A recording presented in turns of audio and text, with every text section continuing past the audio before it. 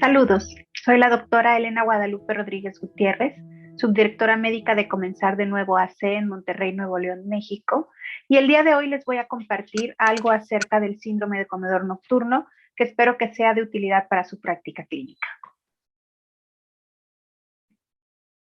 El síndrome de comedor nocturno se introdujo en la literatura médica en 1955.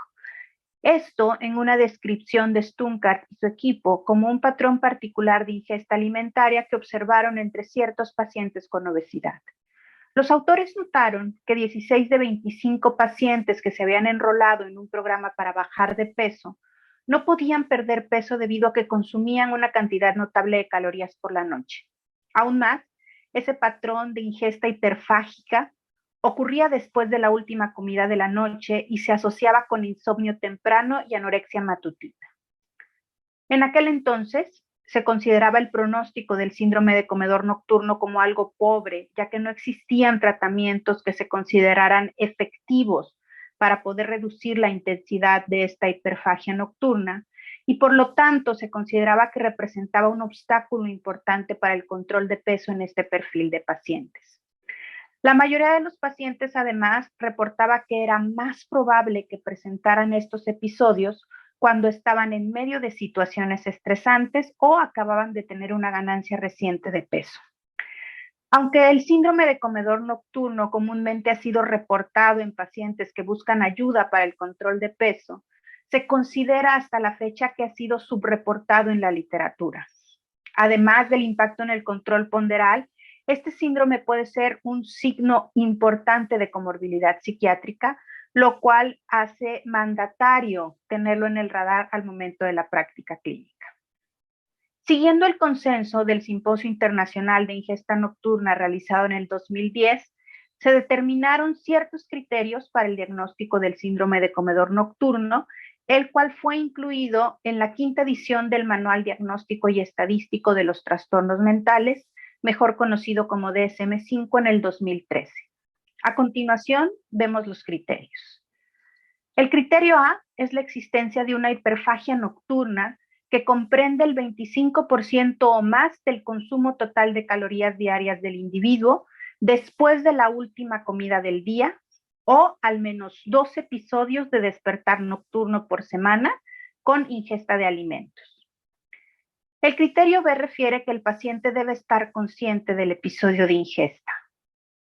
El criterio C nos dice que deben estar presentes 3 de las siguientes características, ya sea anorexia matutina, urgencia por la ingesta posterior a la cena, antes de iniciar el sueño o al despertarse del sueño, insomnio inicial, la creencia de que comer es necesario para poder volver a dormir, ánimo deprimido o depresión nocturna. El criterio D nos indica que debe haber una disfunción diaria o angustia y estrés relacionado alrededor de este cuadro. El criterio E es el temporal y nos habla de que los episodios deben haber estado presentes al menos durante los últimos 3 meses o más. Y el criterio F finalmente habla de que no deben existir otros trastornos de la conducta alimentaria o enfermedades metabólicas que expliquen mejor los síntomas del síndrome. La revisión de la literatura ha marcado la prevalencia del síndrome de comedor nocturno en entre el 2 al 20% de los candidatos a cirugía bariátrica. Algunos estudios han reportado disminución de la severidad del síndrome posterior a una cirugía, sin evidencia de que tenga una afectación negativa en el pronóstico de la cirugía bariátrica. Sin embargo, debido a que en estos estudios el seguimiento de los pacientes ha sido a corto plazo, no pueden ser tomados como absolutos. Otra revisión sistemática de estudios prospectivos de cirugía bariátrica ha demostrado una prevalencia de entre el 6 al 64% de este síndrome en la población que está sujeta a estas cirugías, con una mediana de alrededor de 14%. En un estudio de veteranos, por ejemplo, se detectó que 1 de cada 10 pacientes tenía este síndrome. Y en uno de los pocos estudios realizados con población adolescente, se ha encontrado en 1 de cada 5 de los participantes con obesidad o sobrepeso, con un radio de 1 a 1.67 en relación hombres-mujeres. La asociación entre el síndrome de comedor nocturno y la obesidad ha sido descrita, por así decirlo, de forma inconsistente en la literatura. Aunque algunos estudios han demostrado una prevalencia mayor del síndrome entre individuos que tienen un IMC mayor o afecto depresivo, otros estudios no han hallado una correlación válida entre ambas entidades. Es por eso que debemos considerar también las diferencias que pueden existir entre un síndrome de comedor nocturno y un trastorno por atracón, ya que esto nos puede hablar, por ejemplo, de cómo poder diferenciar clínicamente y precisamente hablando del trastorno por atracón, esta incidencia o esta relación con la obesidad ha sido mejor descrita, entre otras diferencias clínicas importantes entre ambos cuadros. Hablando de la etiología del síndrome de comedor nocturno, los modelos de origen que se conocen hablan de que las regiones límbicas y prefrontales del cerebro interactúan unas con otras y con sistemas previamente vulnerables del individuo, ya sea a modo genético, biológico, conductual o neuronal, y esto disminuye la autorregulación cognitiva y conductual, haciendo que aumente la sensibilidad a la recompensa, a esa comida paladeable para el individuo, particularmente en la noche. Estudios más recientes han encontrado que el estrés, así como otros trastornos psiquiátricos, generalmente depresivos, usualmente están asociados con el inicio del impulso de comer por la noche y el mantenimiento del trastorno. Además, los investigadores han sugerido que las emociones y las cogniciones juegan un papel mayor en el inicio y mantenimiento de este síndrome, por lo cual podemos ver que es algo muy complejo, de naturaleza multifactorial, como lo son todos los trastornos de la conducta alimentaria. Existen hoy en día 3 herramientas de detección que pueden ser muy útiles para la detección de este síndrome en nuestra práctica clínica diaria. Por ejemplo, está el NUQ, del cual existen 2 versiones diferentes, ya sea en línea o impreso, que ha mostrado una confiabilidad y una validez adecuada, aunque con alguna diferencia en la detección de acuerdo al puntaje. Este es un cuestionario que consiste de 14 preguntas en escala Likert de 5 puntos que evalúan los patrones de ingesta calórica después de la cena, así como la urgencia de consumir alimentos después de despertarse. Una puntuación igual o mayor a 25 es indicativa del síndrome de comedor nocturno, con un valor predictivo positivo que va entre el 40 al 72%, dependiendo de qué tan alta sea la puntuación. El NEDQ de la Universidad de Columbia ha sido diseñado para la detección de este síndrome y provee categorías diagnósticas prácticas.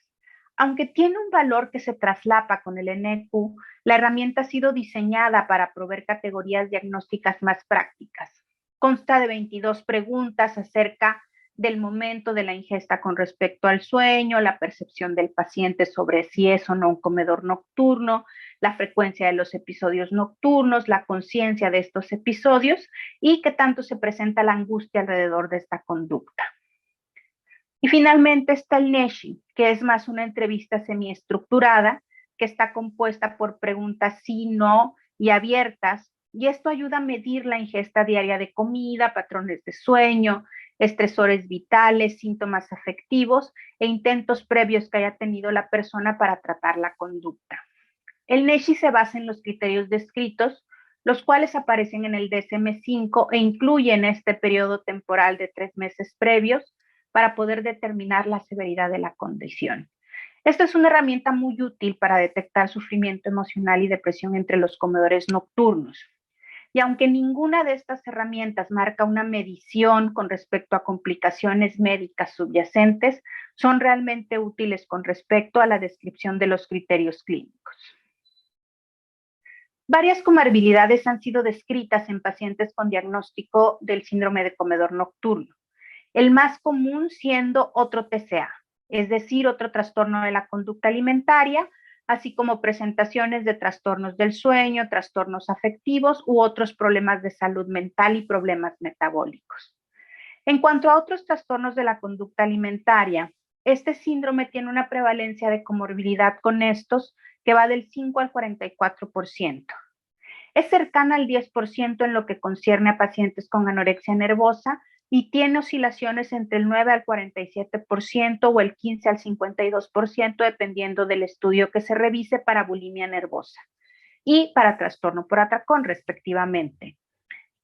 Se ha observado sintomatología de estos tres, anorexia nervosa, bulimia nervosa y trastorno por atracón, en la historia evolutiva de los pacientes con síndrome de comedor nocturno, siendo el que más comúnmente aparece el trastorno por atracón, pero en dimensiones el traslape es más significativo a forma psicopatológica, por ejemplo, con bulimia nervosa. A pesar de estos traslapes o estas coincidencias, es importante recordar que el síndrome de comedor nocturno tiene su propia significancia clínica y debe distinguirse de la sintomatología para considerar la evolución de los criterios diagnósticos. En cuanto a la correlación que existe con otros trastornos de salud mental, es importante mencionar entre los trastornos afectivos al trastorno depresivo mayor, ya que este es muy frecuente en los pacientes que cumplen criterios para los síndromes de comedor nocturno. Estudios de estas poblaciones que se enrolan en los programas para reducción de peso han mostrado que quienes cumplen criterios para comedor nocturno suelen tener puntuaciones más altas en las escalas de depresión y baja autoestima, así como mayor incidencia de depresión. Por ejemplo, un estudio que se realizó en el 2016 en una cohorte de enfermeras coreanas mostró que después del ajuste de variables sociodemográficas, aquellas que cumplían con criterios para síndrome de comedor nocturno eran 1.65 veces más susceptibles a sufrir síntomas depresivos severos que aquellas que no presentaban conductas nocturnas con la comida.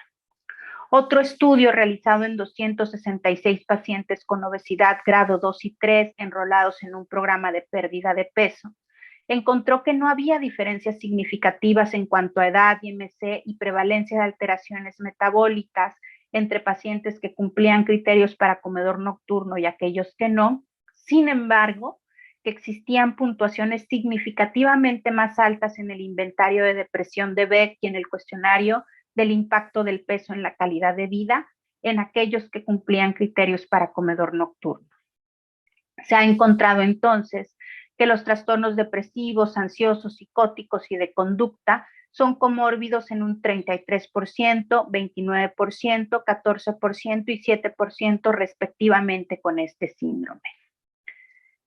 Si hablamos de los trastornos del sueño, esta es otra complicación derivada de la dificultad que existe de poder iniciar y mantener el sueño de forma adecuada.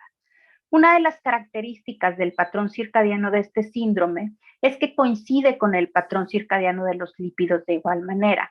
Profundizaremos en esto en un momento más. Sin embargo, se ha considerado que esto está asociado con la concurrencia del síndrome metabólico, especialmente con este patrón de grasa abdominal y existencia de dislipidemia. Estos desórdenes en el sueño y el patrón nocturno de alimentación son componentes centrales del síndrome que pueden llevar a la alteración en la secreción de melatonina y de leptina. Es así que se considera los trastornos del sueño comórbidos en un 6%, existiendo síndrome de piernas inquietas o el insomnio ya mencionado. Con respecto a la obesidad, se ha registrado una comorbilidad con este síndrome que se considera, por así decirlo, variable, ya que hay poblaciones que lo reportan entre un 6 a un 16%, pero estudios realizados en personas con obesidad refractaria a tratamiento lo han llegado a reportar desde un 51 hasta un 64%. Entonces, tenemos una serie de literatura que no es consistente con los hallazgos de la obesidad como algo tan directamente relacionado con el síndrome de comedor nocturno. Aún más, aunque se ha querido sugerir a la obesidad severa como un factor de riesgo para la obesidad, hay estudios que no marcan una relación causal de significancia. Y por otro lado, hay muchos otros estudios que señalan la existencia de este síndrome en individuos que se encuentran en normopeso. Sin embargo, se ha señalado el factor de la edad en que se detecta el síndrome en sujetos con normopeso como un factor de importancia, ya que se considera un precursor probable de obesidad a futuro. Y esto ha sido señalado como una sugerencia de un rol contribuyente al desarrollo de esta. Se ha encontrado evidencia inconsistente que muestra la ganancia de peso en el síndrome de comedor nocturno solamente en ciertas poblaciones consideradas susceptibles a obesidad. Por ejemplo, un estudio prospectivo que demostró ganancia de peso 5 veces mayor en mujeres que previamente padecían obesidad versus aquellas que se encontraban en normopeso y que tenían diagnóstico de síndrome de comedor nocturno. Es importante aquí señalar que aquellos pacientes que tienen alguna comorbilidad psiquiátrica tienden a incurrir en obesidad hasta 5 veces más que aquellos pacientes que no tienen el síndrome de comedor nocturno. En cuanto a los trastornos metabólicos, tanto el aumento de peso como los patrones de alimentación deficiente incrementan el riesgo de presentar síndrome de comedor nocturno. Estos hábitos alimentarios de noche que son deficientes y que se prolongan por muchos años, en algunos casos más de 2 décadas, son factores de riesgo para desarrollar, por ejemplo, algunos tipos de cáncer como el cáncer de mama. También es importante señalar que en los pacientes diabéticos se han encontrado prevalencias de entre el 7 y 10% de este síndrome. Es decir, aquellos con esta comorbilidad tienden a presentar 2 o más complicaciones relacionadas a la diabetes y a un pobre control glucémico. Vamos a profundizar un poco con respecto a esta asociación del peor pronóstico en el manejo de pacientes que tienen diabetes. Esto incluye el monitoreo de glucosa sérica, el monitoreo de hemoglobina glicosilada y las complicaciones relacionadas con la diabetes. Por ejemplo, un estudio realizado en 194 pacientes con diabetes mellitus tipo 2 encontró que el 100% de los pacientes cubría criterios para síndrome de comedor nocturno. Entre mayor era la severidad de los síntomas del síndrome, se asociaba con un pobre control glicémico, en el sentido de que la hemoglobina glicosilada se elevaba por arriba del 7%. Otro estudio mostró que con respecto a la diabetes mellitus tipo 2, el síndrome de comedor nocturno era más común que el TPA, por ejemplo, en un 3.8 versus un 1.4%, y además se asociaba con una menor edad de inicio y un IMC mayor. Estos hallazgos sugieren que el tamizaje clínico para la identificación de los pacientes diabéticos con síndrome de comedor nocturno podrían mejorar el manejo de estas complicaciones. Y esto hace énfasis en la importancia del equipo multidisciplinario en el manejo de enfermedades complejas y particularmente en lo relacionado con los trastornos de la conducta alimentaria. Hay un estudio reciente del grupo de Halina Pavlichin publicado este año, donde se estudiaron 110 niños entre los 10 y 17 años de edad, de los cuales 90 padecían obesidad y 20 sobrepeso, y se asoció al síndrome de comedor nocturno como una de las razones para los cambios en el perfil de lípidos en niños. Se señala la importancia del tamizaje del TCA a raíz de este estudio y de cómo hacer el hallazgo en poblaciones pediátricas y adolescentes que tengan problemas de obesidad como una práctica de rutina para reducir el riesgo de dislipidemias y sus consecuencias, aunque se considera que es importante seguir estudiando más esta área pediátrica de la población con respecto a estos diagnósticos. En cuanto al tratamiento, se han recomendado varias opciones del tratamiento para este síndrome, incluyendo terapia cognitivo-conductual, psicofarmacología, y en casos asociados a obesidad mórbida, se ha llegado a hablar de la cirugía bariátrica. Vamos a revisar un poco acerca de esto, ya que a pesar de los resultados positivos de varios ensayos, y esto con respecto a todas estas áreas comentadas, aún no se tiene suficiente evidencia para hablar de un gold estándar de tratamiento y del impacto a largo plazo que estos tratamientos puedan tener. Por ejemplo, cuando hablamos de psicofármacos, varios estudios han hablado de los beneficios de estos en el síndrome, basados en esta hipótesis de las alteraciones neurohormonales de los comedores nocturnos. Principalmente los inhibidores selectivos de recaptura de serotonina han pasado por ensayos clínicos aleatorizados buscando como uno de los resultados la normalización de este ciclo circadiano. Estudios en muestras pequeñas han mostrado también esta elevación atenuada del nivel nocturno de melatonina y leptina en esta población, por lo que se están realizando ensayos con agomelatina para evaluar sus efectos en sueño, peso y perfil metabólico, cuyos resultados todavía no son concluyentes. En cuanto a la terapia cognitivo-conductual, la intervención de esta para el síndrome del comedor nocturno mostró disminución de los episodios de ingesta nocturna, así como una reducción del consumo de calorías. También se moderó el consumo de calorías después de la cena. En este rubro también se consideran necesarios estudios que hablen del sostenimiento a largo plazo de la remisión de la conducta para poder considerarla una herramienta gold estándar en esta área. Se han hecho estudios con respecto a la terapia de luz brillante, basados en este retardo de los patrones circadianos de alimentación y la fase de neurohormonas retardadas o avanzadas, que sugieren que estos tratamientos cronobiológicos deben ser considerados. La fototerapia incrementa la disponibilidad de serotonina en el espacio posináptico, siendo un tratamiento alternativo que hasta ahora ha sido considerado como benéfico, mas no un gold estándar aún. Dentro de estos otros tratamientos alternativos, se ha considerado también a la relajación muscular progresiva, ya que cuando se combina esta con el ejercicio y la psicoeducación, han salido algunos estudios que hablan de resultados alentadores, disminuyendo el porcentaje de comida ingerida después de la cena. En cuanto a la cirugía bariátrica, hay quienes han querido considerarla como una manera de intervenir en disminuir los síntomas. Varios estudios sobre el síndrome de comedor nocturno y pérdida de peso después de cirugía bariátrica han señalado la reducción de la frecuencia en los despertares nocturnos y el consumo postoperatorio de calorías. Cabe recalcar que esto no debe ser considerado un tratamiento de primera línea, considerando principalmente a la población que no cumple criterios para realizarse esta cirugía por IMC. Un estudio del 2017 mostró una reducción de la sintomatología de síndrome de comedor nocturno, especialmente en aquellos con sintomatología depresiva.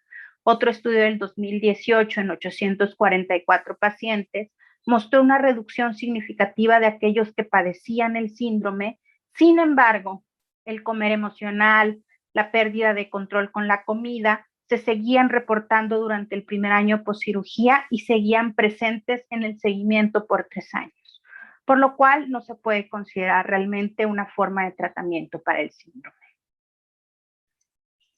Dada la complejidad de las manifestaciones de este síndrome y su frecuente asociación con la obesidad, los trastornos del estado de ánimo y otras comorbilidades, la combinación de tratamientos no farmacológicos y farmacológicos sumados a un abordaje multidisciplinario debe ser considerado en los futuros estudios de tratamiento y abordaje de estos pacientes. No todo síndrome de comedor nocturno tiene relación causal con obesidad, pero en aquellos pacientes con obesidad, la existencia del síndrome de comedor nocturno es un indicador de menor calidad de vida, mayor estrés emocional y severidad de depresión, y por lo tanto, foco del tratamiento integral a ser detectado. Con la inclusión del síndrome de comedor nocturno en el DSM-5, se ha traído más atención sobre esta entidad clínica y se espera que esto siga en aumento en los siguientes años. Es importante señalar la gran brecha que ha existido desde su descripción en 1955 y la época actual, sobre todo en las últimas décadas, donde se ha permitido empezar a conocer mejor sus mecanismos neurobiológicos y su inclusión dentro del área de los trastornos de alimentación. Una de las razones para esta brecha en términos de diagnóstico, tratamiento e investigación puede deberse al conocimiento limitado de los criterios por los profesionales de primer contacto y el bajo reporte de síntomas por parte de los pacientes. Esto debido a la dificultad del paciente relacionada con el sentirse incapaz de controlar el peso, el miedo al estigma y la dificultad para entender los síntomas, especialmente aquellos relacionados con los ciclos de sueño. El hacer visible este síndrome en los profesionales de salud puede hacer que todo lo que se aprende en un futuro acerca de esta entidad pueda ser útil para adaptar a la práctica clínica y encontrar un abordaje y tratamiento que impacte en la mejoría de la calidad de vida de los pacientes. Por lo cual es muy importante tenerlo en el radar y estar en consideración y actualización constante con respecto a este. Agradezco mucho su atención a este tema, no sin antes recordarles que nos vemos en el ICET 2022 aquí en Monterrey, donde los estaremos esperando con los brazos abiertos. Muchas gracias.